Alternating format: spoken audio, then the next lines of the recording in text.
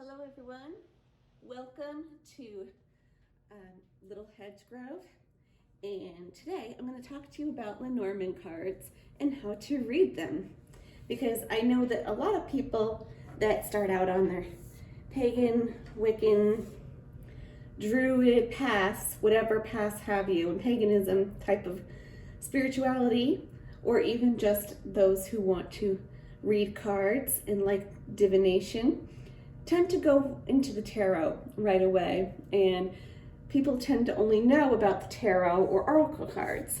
And there is a whole nother system of cards that can be used and practiced, and they're a bit different.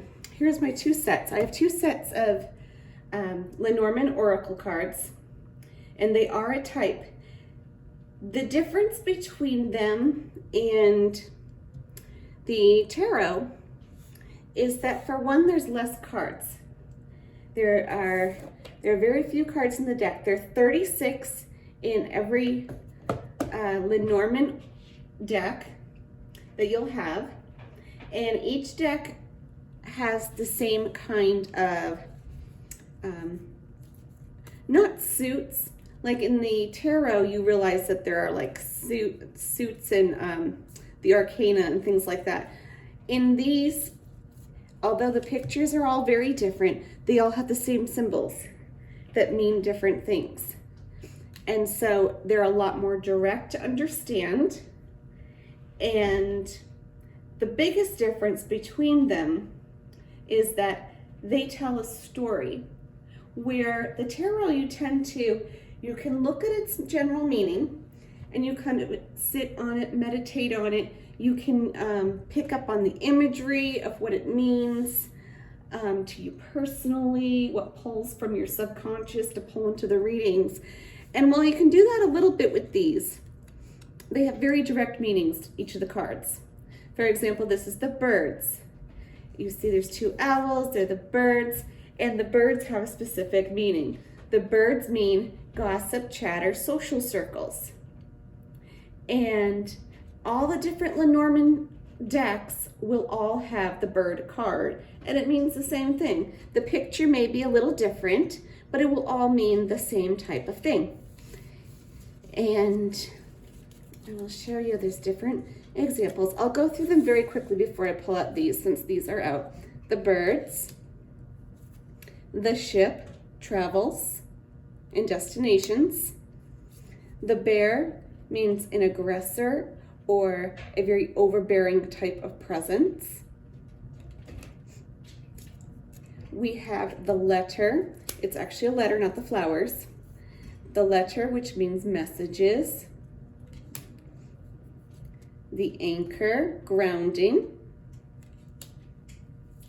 The man, which means any kind of male presence.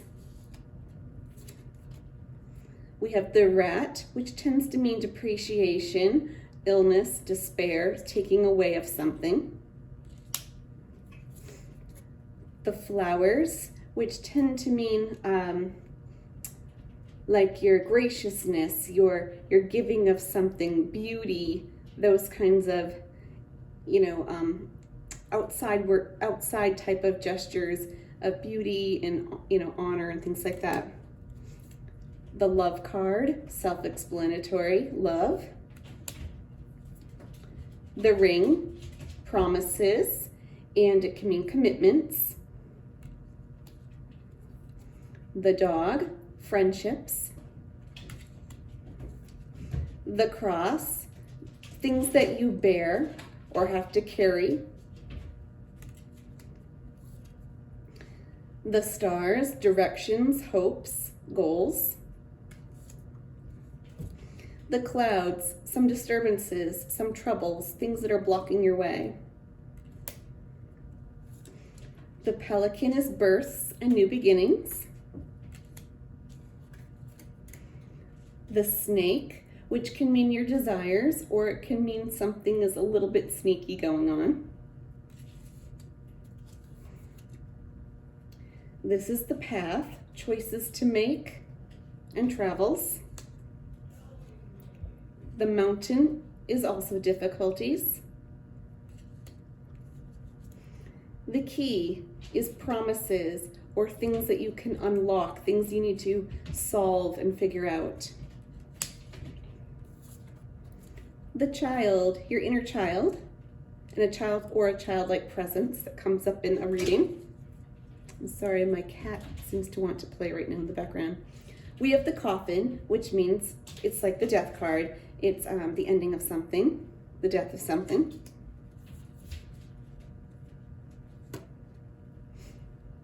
We also have the other flowers.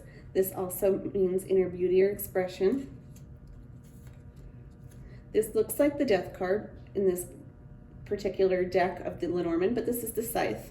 He's holding a scythe, which means the cutting of ties. It's something you're cutting something off.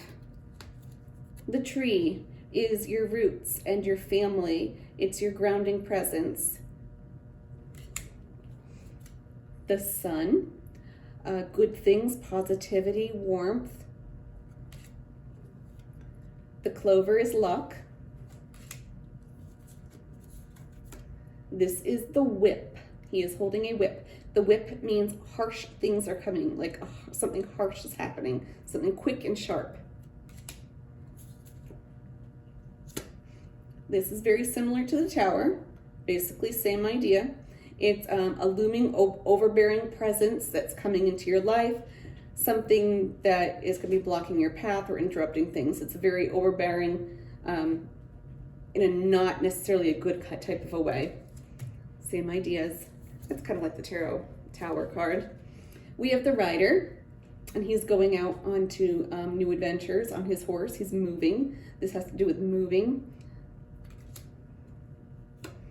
The moon, which is your inner subconscious self and self-reflection. Can also mean a little bit of depression. The books. The books are knowledge, understanding, something you're learning. The garden. And the garden is your community. It's a community card. The house. Your home, that could be your inner home of self. It can be your home life, anything involving the home, safety, security. The fox, this means something may be awry that's a little bit tricky or sneaky that you need to be aware of. The girl, any kind of feminine presence. This signifies something about either your inner feminine or someone feminine in a reading. And the fish is prosperity, money, and gain. And they all mean the same kinds of things. No matter what deck you're in, these same symbols will come up in all of them. And that's basically what they mean. Now, the way you read them, though, is you do not read them by themselves. They are not single cards. You read them as 3 cards. We just went through them. So I'm just going to shuffle them and give you an example of a 3-card reading to show you how these are read. Okay, we'll just do this for now because this is not a real reading. Obviously, you would normally put your intent into what you're doing, but you would pull at least 3 cards, never by themselves, and they're going to read like a story together. So we start out the first one. If we were using this reading, we have the Tower. So something is, some powerful presence of some kind. This is either like a big corporate-y kind of thing, like a boss or a big domineering feature is happening, overpowering things going on right now. The second card would be the Rider. And I'm going to pull all 3 of them. The third card would be the Rat. Now, if I looked at this singly, like the tarot, I would just be like, oh, this is my life, this is what's going to happen. That's not the case with these. They read together. This all tells one story.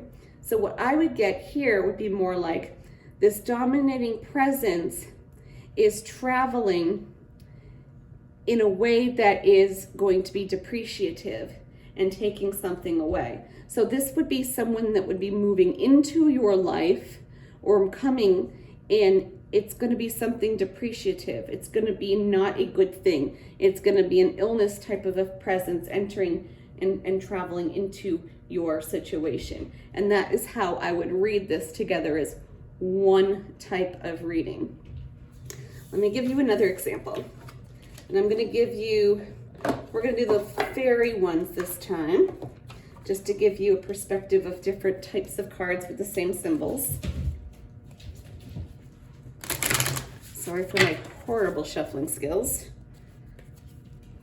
I really need to learn how to shuffle better, except my fingers are very short fingers. Since this is just an example, we're going to pull 3.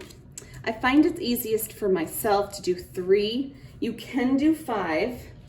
You can do the whole entire deck if you wanted to make it a huge novella of your entire situation. But I find 3 is the most accurate and to the point for me. I find the further I go out, the more, it gets convoluted with too much information. It's easier if it's more direct with the 3. So let's take a look at these and see how this, oh my goodness. I'm going to get the same reading. I hope this is not telling me something. This is also the Tower, just in a different depiction. Here we have the Tower. Okay, we have the stars. Oh my goodness, I'm basically getting the same reading. Okay, this is scaring me now. Just joking, sort of. Okay, we have the rats. I swear I did not do this on purpose. Obviously, like I said, you read it together as a story. The only difference is the center card is the stars, where she is looking towards her goals, or his goals. It doesn't have to be a girl who's interpreting these things. She's looking towards her goals, her aspirations, what she really wants from a situation, because she has an overbearing presence that is coming into her life. Or actually, since this is at the beginning, it's saying that it is in her life right now. This is where you are. This is where the story is going. It reads like a story going this way. So this overbearing situation does not have to be a person. It can be a situation as well. This overbearing force situation is something she needs to think about, because it's depreciating something from her life. You're not where you want to be, because the rats symbolize that illness. It doesn't mean it has to be like a physical illness. It can be just something that's unhealthy in the situation is what that illness can be as well. So this is basically saying the same thing. But that's how they look as different cards. But as you see, they all have the same symbols and just different artwork that vibes or with different, your different energy. Everyone has their own energies. So let me do one more quick example, and then that will be this tutorial for today. I do love these cards though. For me, they resonate better than the tarot, but I tend to be a storyteller anyway, and I kind of like having a bit more of a story to go on than, how the tarot tends to represent things. So, like I said, I'm not putting any intent into this. This is just examples. So I'm not asking a particular question or anything here, but you can. They work obviously just that same way as well, where you ask something that you want to know about, or, what do I need to know most? What's my week going to be like? Things like that. Here we have the child. Again, I'm going to pull all 3. The coffin, and the tree. And then the way I would read this is this obviously has to do with a child or your inner child. And basically you're putting something to rest. Something is dying. So, it could mean that your inner child, this is going to sound depressing, and these polls are depressing today, but the way I see it is it looks like your inner child or something about your youthfulness is dying, or you're putting it away.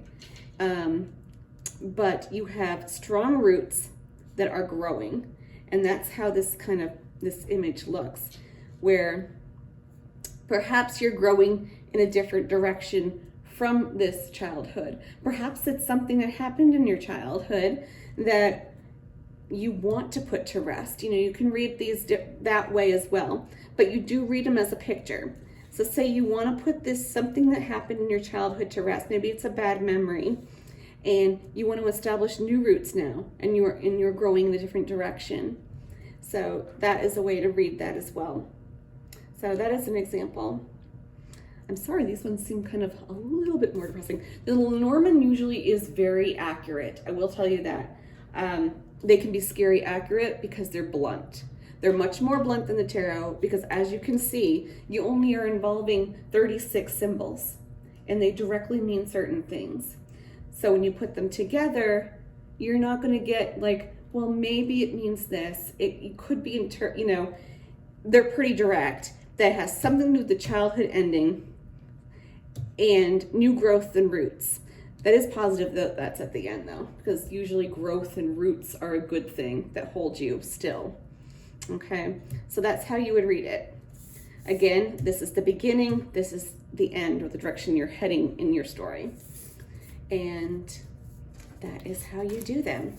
So thank you for this really quick tutorial. If you have any questions, of course, ask them below. Like and subscribe for more things that are becoming this way on little mini lessons, tutorials, day in the life type things involving, paganism in general spirituality, and things like that. So thanks for joining me, and I will see you next time.